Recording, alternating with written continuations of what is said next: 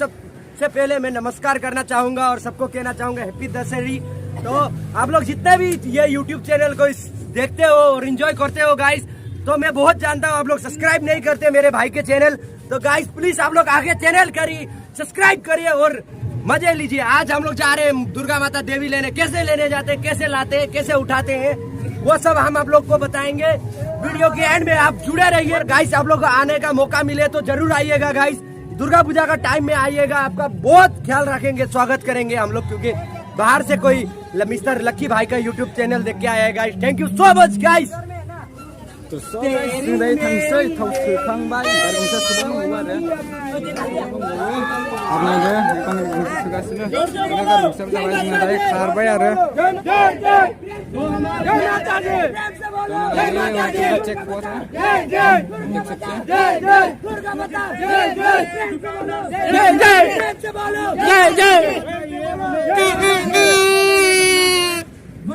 सब लोग बोलो ना।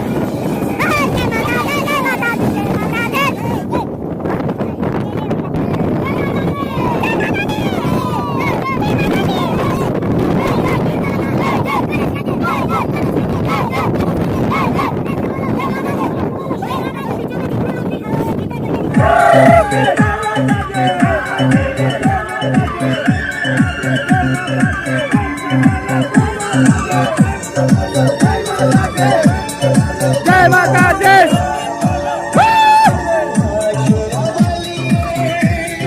So guys, kita traffic like bye. Nah guys.